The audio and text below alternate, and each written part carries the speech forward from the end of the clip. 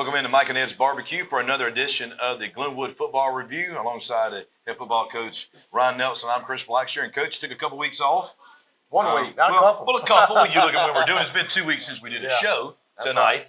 Right. Since then, lots has happened. Number one, a lot of rest. Yeah. But most importantly, a game a couple weeks ago to close out the regular season. Senior night at home, big victory against Chambers. Yeah, first off, just tell Chase and Abby, thank you again for having us. Thank you, Chris, for filling in for Dusty tonight. We started our middle school basketball tonight. So Dusty's tied up with that right now, so thank you for filling in. But yeah, you fill in more than the host? Does that make you the host? Well, no. I'm just asking for it. I'll let y'all figure that out. But yeah, I mean, great way to end the season up. Playing a quality opponent like we did in Chambers, another test because kind of figured, if we finished top 2 in the region, we would get a bye. And so you want to be tested that last game and go in there almost like a playoff type atmosphere and game. And our kids really responded that week. And hats off to them. They played really well. You think about that game too. First time in 15 years since Chambers and Glenwood matched up head to head on the football field. And Coach Allen, who was at Glenwood a long time ago, is really taking that program at Chambers, to your point, to a different level. A couple state championships, multiple state runner-ups over the last couple of years as well too. So you were stressing to the team all week that the season, the postseason that is, was starting with that game against Chambers because they had won their region. Yep. Now they were Class 2A, so they had to play a first round game. They didn't have a bye with the number of teams that were in it. They were already 7-2 as well too. Correct. Yes, they were on a 7-game winning streak and just absolutely hadn't had any competition. Really had just been running through their opponents the previous 7 games. So that was big for the program. Yeah. So they lost their first 2 ball games, kind of like we did early, and then they went off, like you said, and won 7 in a row, and they were playing at a very high level and got a really good football team. They won last week in the first round of playoffs. So we just kind of took it and prepared for it, like you said, like it was a playoff type atmosphere, playoff type game.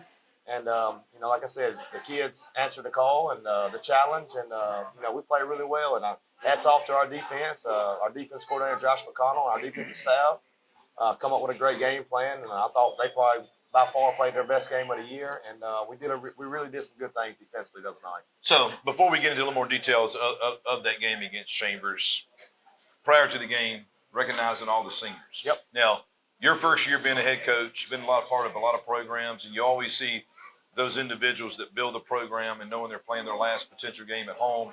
What was that like being – you're only with them for 1 year, but they're still your kids at this point experiencing your first senior night. I mean, Chris, we got a special senior group. I mean, anytime in this league where you got 18 seniors in a group, it's special. And we got some really good kids in there. Not only good football players, we got a few that play basketball, they're good players. That play baseball, they're good players. So, but most importantly, not so much about that being an athlete. We got really good kids, really good athletes. So, I think all 18 of those guys, they're gonna move on. Some may play, football or baseball or basketball in college at the next level. Some may not. But I really feel like the core and all 18 of those guys are gonna be really successful in life one day. So, looking at the football game, it was another game in this win streak now that's gone to 7 games for ourselves, is how you got off to such a good start offensively. Yet again, you put the team, you went up first on top of Chambers, making them play from behind, and you were able to build upon that, and their offense really isn't predicated upon playing from behind. Well, no, it's not. And that's one thing we talked about when you play, more of a slow down, a wing T type team or a triple option team that, their whole game is ball control and trying to control the clock. And, that was one thing we wanted to get out and, get off the field early, and we get the ball, go punch it in and score quick. And we was able to do that, not last Friday, but 2 Fridays ago. And, but again, we score, we keep on getting stops, we score, we keep on getting stops, and we score again, and it's 21-0. Now we're making them do something they're not comfortable doing. So, like I said, hats off to our defense. So let's talk about what I thought was really it wasn't a turning point in the game, but I think it was the point of where it's kind of the final punch. You were going for the jugular was the touchdown. Yep. They had the unsportsmanlike after the touchdown. Yep. You took it on the kickoff, so you were kicking off from their 45-yard line. Go for the onside kick. You recover it. First play up top, deep pass, 14-point swing that quick. Yeah, I think it was about 20 seconds. So, they score right before half, make it 21-7. So we get the ball to come out, and, we're I say cruising, it's 3rd and 4, and we drop a pass and we have to punt. They get the ball and we stop them. They get stopped by our defense, but we came out like you said, and JT broke a long about 60-yard run for us, and we scored, and they got unsportsmanlike on the play, so we onside kicked it, and it's something we work every single day, and not just that one, we got multiple ones we work, and it's just right time to use that one, and we used it. It worked out for us, and then Dallas hit Aaron down the middle of the field for a big play, like you said, and you go from 21-7 to 35-7 in about 14 seconds. Big momentum swing. And now let's focus more on what you mentioned a few moments ago about just how well the defense played, because their offense was putting up a lot of points, gaining a lot of yards, and it's a pretty complex offense to defend as well. It is, and Coach Allen does a good job over there. It's wing T based stuff, but one thing he does a good job to me is kind of changing the tempo and the pace that he plays with. Sometimes he holds up, sometimes he goes to the line fast and tries to play like we do, and sometimes they do a little what I call a check system, and they get to the line and try to freeze you and check you at the line. So it's a unique system, and it's something we hadn't seen as a football team since week 1 against Pacelli. So it was a big burden for us in 3 days to get ready, but I credit our scout team on offense too, and all the coaches buying in and giving our defense a good look all week. And Chris, like I said, we played team ball, we ran to the ball, and we tackled, and we got better, and that was the main thing for me. Well, with the victory over Chambers, Glenwood ends the regular season 7-3, but more importantly, finished number 2 in the region, which allowed a home field playoff game for the semifinals, but even more importantly, a first-round bye, which took place this last Friday night. When we come back here on the Glenwood Football Review, we'll talk about what the Gators did over those 10 days off they had after the Chambers game, and then we'll preview the upcoming semifinal matchup this Friday in Glenwood. All that when we come back to Mike and Ed's Barbecue on the Glenwood Football Review. What is community? Is it a neighborhood? The businesses and homes inside it? Maybe community isn't just a place. Maybe it's a state of mind that when we care together, cheer together, we're closer to what really counts. At Beam, we're finding new ways to bring us all closer. And you'll find us right out there with you, because community is always on our mind. Beam, bringing East Alabama more. Welcome back into the Glenwood Football Review live. Well, it would be live, recorded from Mike and Ed's Barbecue. Chris Blackshear, Coach Ryan Nelson. And Coach, we talked about finishing the regular season 7-3. The big challenge of the team all year was keep fighting to get the number 2 seed. You were able to do that with the first-round bye. So walk me through the off week, what you did for the kids once the Chambers game was over with to try to get their feet back on. Yeah, so, it's pretty simple. We have a process for any bye week. Basically the same process we went through early in the year before we played Violent Cross. So, we gave the kids off the weekend, Saturday, Sunday, and Monday also.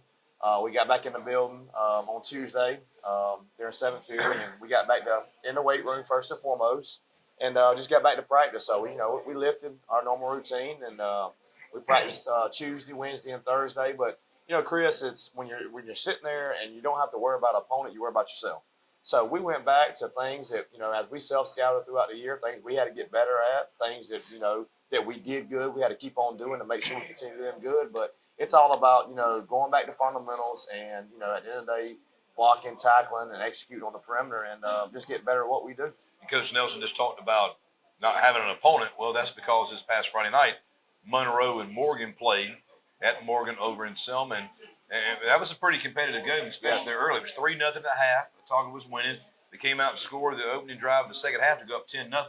And after that, just track meet broke out. And Morgan won the game running away. Well, and that's what Morgan is. And anybody that came in our game and saw that, when we played them the first time, they scored 21 points on us in the second quarter. So they've got some weapons offensively, and they have the potential to blow it out like that and make plays and make big plays. And they got a receiver, number 8, Ryan Williams, that's really good. Also, another athlete, number 6, that's really good. And the quarterback does a really good job of just being able to get the ball out of his hands and get the ball to them. So, very unique game is they don't score. I think they punted 5 times in the first half, and they scored 40 in the second half.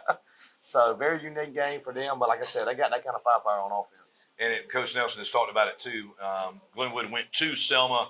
It would be 3 weeks ago. This coming Friday, won that game 63-32 over at Selma. It was on their senior night. So when you look at what they have to do now, Coach Nelson, as we go and transition into the semifinal matchup, unique playoff perspective. Tuscaloosa County and Pike going to public school. It allowed an 18-3 3A region and AISA. Right. And I like the decision. It made it really competitive during the season. All 8 teams played each other, so a 7-game region schedule. You got to go off and get up to 3 non-region games, which Brookstone and Pacelli were 2 of the ones, and Chambers were the 3 for Glenwood. So you've already faced everybody, but it's always difficult when you talk about playing somebody for the second time. Talk about those challenges. Yeah, I mean, Chris, if this was something like the first time I've ever done it, it would be different. But, you know, our time, we spent in Central so many years over there, and we had to play the Auburn's twice, and mainly them, and then some other teams in our region in the playoffs. I mean, you know, you go through it over the years, and you always use those years of experience, and you just – for one, you can't overcoach it. That's one thing I've told our coaches the last 2 days. We can't overthink it. We got to, you know, see what we were really good at. We're going to expect them to make adjustments. It's like we're going to make some adjustments on things they did to us that hopefully we improve on. So you just go out. You got to, you know, this time of year, you're going to be who you are anyway. They're going to be who they are, and you can't change that. And I think it's the coaches that come in here and try to out-scheme people and outdo stuff and try to go out there and make their football team something they are or they ain't right this time of year is the teams that usually lose. So let me ask you about this, though, because I think one thing, and you are right, there have been other teams, other places that's happened. Mm-hmm. But I'm just curious, is it an advantage or not? I think personally it would be is having that extra week off as a bye to focus on yourself. Typically you play another team that you've already played before. You still have an opponent that Friday night. You got a quick turnaround. Right. Do you think how helpful is it to have that additional week to really be able, with what would be a 2-game sprint to a championship, right, yep. to really have a full week to focus on nothing but yourself? Yeah, I mean, I think it's big, and that's one thing I harped on the whole year was we got to finish in the top 2. Obviously, we want to win the region, but, you know, if you're a top 2, you get the same reward. I mean, for one, you know, you play a 10-game schedule, and you get to rest.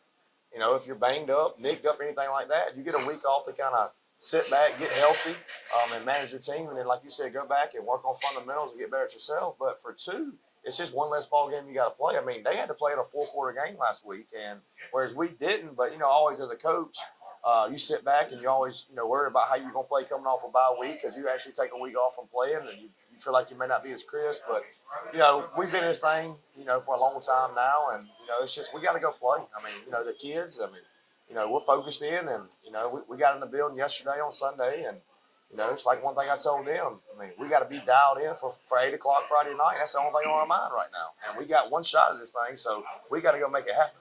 And on the other side of the bracket, the semifinal matchup was Monroe hosted Valiant Cross this past Friday night. Valiant Cross went to Monroe and won that game, which from a seed perspective will be considered an upset on the road. Larry Ware and his team from Montgomery. Now, they'll travel to Lee Scott over in Auburn and play in their semifinal matchup. So that's some good football there as well, too. Of course, Lee Scott won the region, ran the perfect schedule, 10-0 in the regular season. They, too, had a bye week this past week as well. Right. So what we'll do is we'll step aside one more time here on the Glenwood Football Review. When we come back, we'll get Coach Nelson's perspective of our matchup in a little more detail with Morgan. We'll talk a little bit about logistics, what you can expect the game Friday night. You don't want to look for it, but you want to know so you can plan accordingly what down the road looks like as well, too, if you're trying to fill out your calendar as it heads around the holidays. We'll come back here to Mike and Ed's Barbecue and wrap up the show right after this. Mike and Ed's Barbecue. It's the place where you can come in and pig out with us on the best barbecue in the South. We've been serving the most delicious barbecue and home cooking favorites in the Southeast since 1985. We're open 6 days a week for carry-out, online orders, or just dine-in. Call us for catering. We love to serve at gatherings and parties, so come on in and enjoy some good Southern hospitality and the best barbecue around. Mike and Ed's Barbecue, Phoenix City. Locally owned and operated since 1985. Welcome back to Mike and Ed's Barbecue. Chris Blackshear, Coach Ryan Nelson on the Glenwood Football Review. And Coach, Friday night, 8 o'clock at the Swamp. Morgan comes back. Yep. Another matchup with them. Yep. What can you tell the fans? It's a holiday, so it's Veterans Day holiday, so it school is closed. So schedule-wise, we'll be adjusted a little bit throughout the day. But more importantly, what's the message from you personally that no matter the outcome, this is the last football game of the season at home for this football team, specifically the seniors. What's your pitch to the fans to come out and support this team? You know, the biggest pitch is come support the guys. I mean, you know, they've put a lot of blood, sweat, and tears into this season. I think y'all seen us grow from week 1 to now to which will be week 11 for us. And these guys put in a lot of hard work. These coaches have put in a lot of hard work. And this is the most important time we need y'all. When it's a big semifinal matchup, I mean, we're one game away from being in the show, and we get it at home, so we got to pack it out, and we got to be loud, and we got to pull for our guys. And I think it's important too that people have noticed the environment that's changed It has. and the involvement of the fans and the students at the game too. So the atmosphere truly, I think at times has impacted the opposition, even at the point of pregame warm-ups. They're walking into something they've never seen before, Right. and talk starts getting around of the expectations. It's not only the talk of a good football team you're going to be playing, it's all the other outside elements. Right. And I think it's important for the fans to understand they're the key to that happening and growing even more. Ain't no doubt. I mean, we got to have their support. They got to come support these kids and come support our program. It's all about the fans for me. I mean, that's kind of the game day experience that I wanted to create when I got here. And thanks to you, you've helped a lot too with that. And but the atmosphere is something, like I've said from day one. I want it to be fun. I want it to be energetic. I want people to come out and enjoy the show, and that's what we're trying to give them. And especially with our pregame, we got the music bumping, and the kids love it. And it's not that we're trying to do anything that nobody else really in the country does, but we're just trying to go out there and use our process with our kids, let them have a good time, and get ready to play football. And if you're wondering, the matchups of the winners of the semifinal games will square off next Thursday, which will be the 17th of November at the Crampton Bowl in downtown Montgomery. That kickoff scheduled for 8 o'clock Eastern time for Montgomery on the 17th. And whomever comes in before you actually even kick off Friday night, we're already going to know who's one team has punched their ticket to the championship, since Lee Scott is hosting Valiant on Thursday night of this week. So you'll already know your opponent, or go before the game even kicks off, the winner of our game. Yeah, so you can't worry about that. You can't worry about who wins Thursday night. You can't control anything that they're doing. Trust nobody in our buildings worry about anything going on with that game. We're all focused on one thing, and that's Morgan. And Right. that's where we can't worry about nothing else. I mean, for the people that are at the game, I mean, we played them, and it was a dogfight for 3 quarters. I mean, and people look at the score and say, well, you won by 30. Yeah, we pulled away late, but for 3 quarters, it was a dogfight, back and forth battle. And they got some weapons, and they got a good football team. Their coach Range does a very good job, and we got to be ready to play. To the point, if Jackson Mountain didn't make a great play in the end zone right before half, it's a 28-20 game at half. 100%. That catch there where he took the ball away from the defender stretched it out to a 15-point game It in that was. one. It All right, was. give me your keys to victory Friday night. I mean, the biggest things is, like I say all the time, we got to get out the locker room quick. Offensively for them, they're gonna do what they do. I mean, they're gonna throw the ball around a lot. Like I said, they got 2 really good receivers. They try to get the ball too. Kind of a unique offense too, where they'll spread you out. They'll pack it in and run some wing stuff. So, guy does a really good job on offense, and then defensively, they're gonna bring a lot of pressure.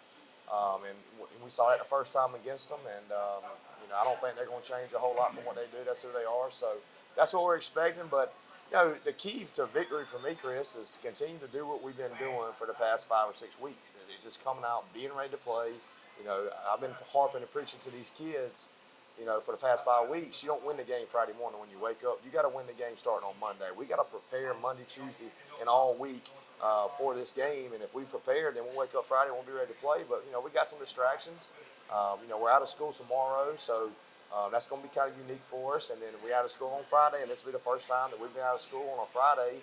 And we got to go through kind of a different process. So we're going to try to make it as close as we can as a regular school day, but it won't be. So our kids got to get ready to play, and we've got to be ready to play football. All right, well, I'm going to add one more key to the game, which is not X's and O's of this one. And it goes back to what Coach Nelson was talking about, the environment. We've gone to all these places throughout the season. Again, we were just at Morgan a couple of weeks ago, and we saw the environment that existed at Morgan on their senior night. You have a chance to truly make an impact on the outcome of this football game. So my take is you show up, be loud, stay to the end, because if we win the football game, you can get to celebrate with us, advancing to the state championship game on the 17th. Yeah, man.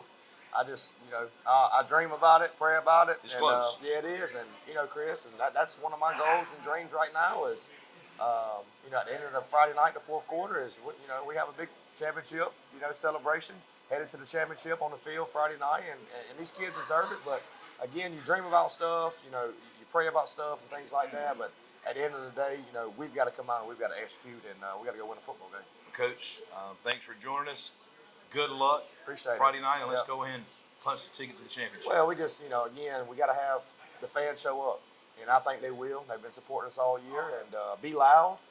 Don't be scared to yell, and when they got the ball, don't be scared to stand up and clap and yell, and let's try to disrupt some of their verbiage and all their stuff, the communication when they got going on offense too. But I appreciate it, and thank you so much for doing the show, and let's just get one more at home. We need 1,500 Wes Hargroves at the ball game Friday night. Yes, we do. Well, actually, I take that back. No, we need Wes and 1,499 of you to be there Friday That's night. right. Again, the kickoff, Morgan and Glenwood, is 8 o'clock Eastern time this Friday night at the Swamp, a semifinal matchup. Again, the winner of the game advances to the 3A state championship game on next Thursday, the 17th, at 8 o'clock at the Crampton Bowl. Thanks for your time tonight. Glad you were with us. Mike and his barbecue. Again, Chase and Abby always having us here each and every week. We appreciate it. And until next week, so long, everybody. Go Gators.